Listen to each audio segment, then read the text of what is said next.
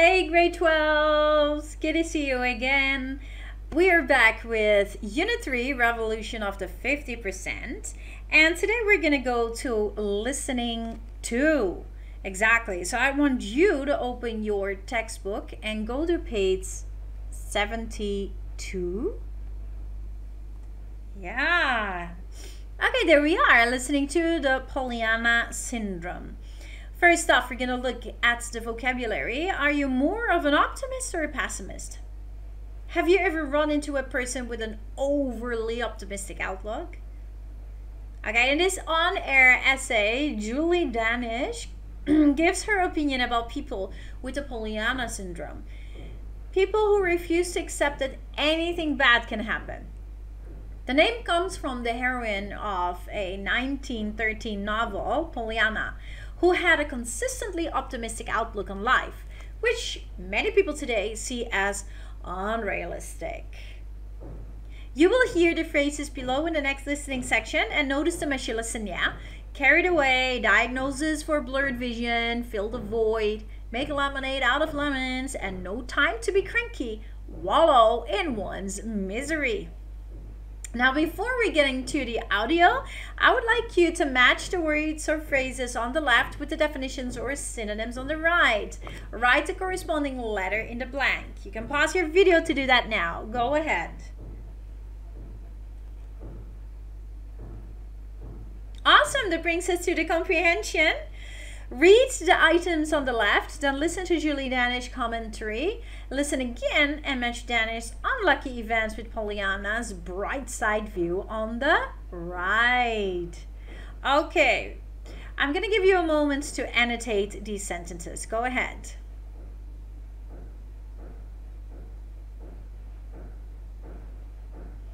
Let's listen.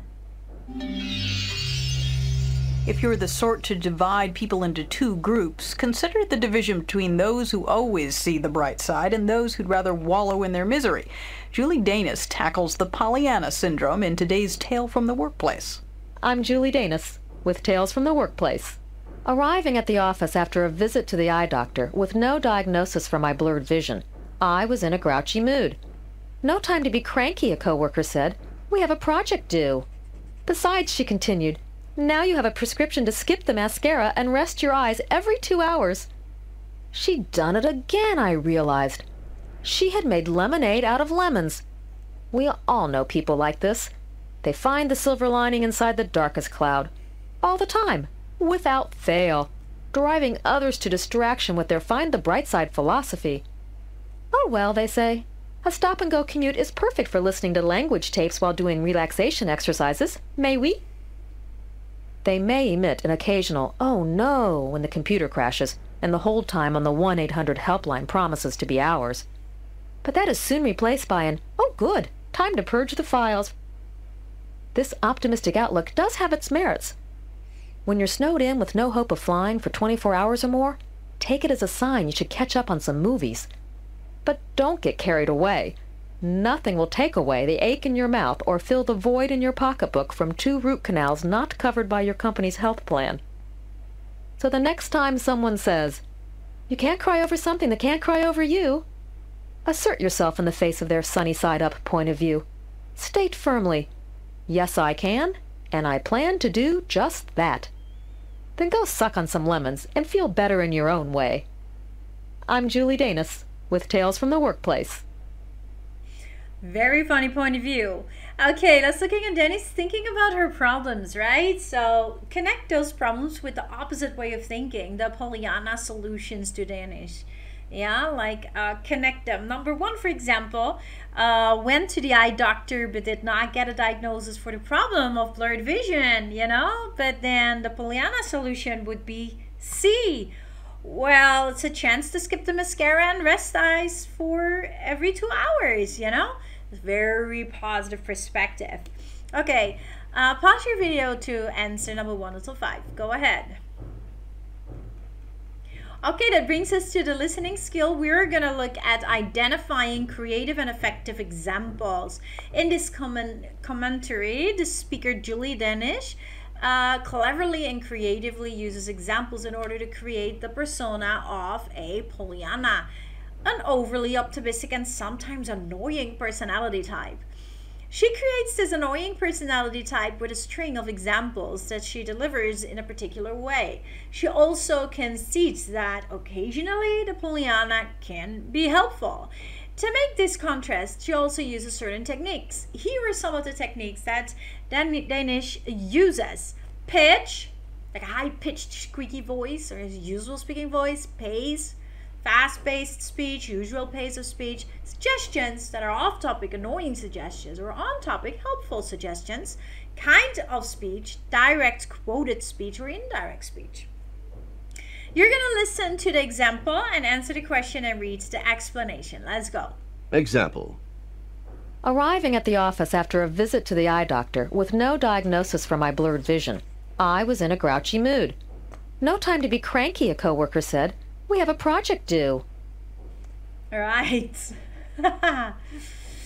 Interesting. Of the options above, what technique does Danish use to help form the Pollyanna persona? Did you get the technique that was used?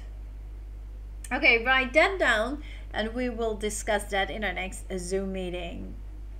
Yeah, well, basically, basically if you see here, the answer is here, pitch, right? Danish uses a high-pitched, squeaky voice to communicate to Pollyanna cheerfulness and get to it attitude. For some people that might be motivating, but for some people that might be really annoying. Okay, we'll get to that in our Zoom meeting. We're going to continue with listening to the excerpts that illustrate the way Danish is giving examples and creating a Pollyanna character. So identify the technique or techniques used from the box on the former page, right? So here the purpose or the problem is blurred vision. Then we've got stop and go commute, long hold time on computer helpline, and snowed in 24 hours. Okay, let's go. Excerpt 1. Now you have a prescription to skip the mascara and rest your eyes every 2 hours. Great. Please write down what technique is used. Excerpt 2. Oh, well, they say. A stop-and-go commute is perfect for listening to language tapes while doing relaxation exercises. May we? Excerpt 3. Excerpt 3. Oh, good. Time to purge the files. Excerpt 4. Excerpt 4. Take it as a sign you should catch up on some movies. Right. Okay, go ahead and answer this with your answers. That's funny. Okay, that brings us to the last part of our session today, which is connecting the listenings, meaning that we're going to look at points from listening 1 and then connect it with points of listening 2.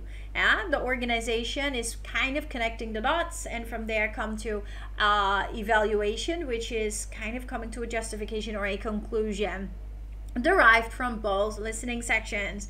And that leads us into the point where we use synthesizing in order to create something new.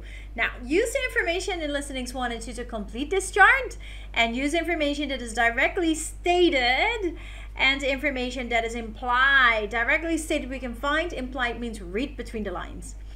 All right, now you can look throughout listening 1 and listening 2 from all the things you've written down in your textbook, and that you can use in order to compile it all into this chart.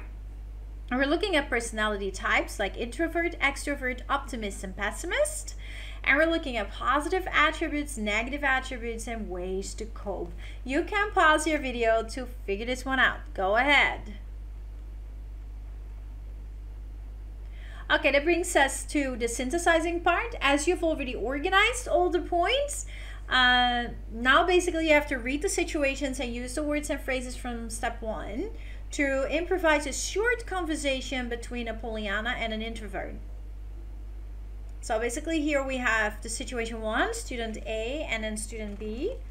And that continues then to situation 2, student B and student A. We are going to do this in our next Zoom meeting. Since we cannot do this right now live in class, we will do that in our next Zoom meeting. Very good. Okay, let me sum up what some of the things are that we did today. Yeah, this brings us to the end of our lesson. We started off with our vocabulary. Vocabulary that we did, combining it with definitions and synonyms, and then we went to the comprehension, listening and comprehending the audio and connecting information. That brought us to the listening skill to identify creative and effective examples that are used in speech. And last, we connected the dots by organizing the information from listening 1 and 2, connecting it, and from there create a conversation. Very well done. You're an amazing class. Thank you very much for taking the time to watch this video and to do the activities in your textbook, which will be so useful once we meet during our Zoom meeting. You guys are cool. Thank you very much. God bless you, and I will see you soon. Bye-bye.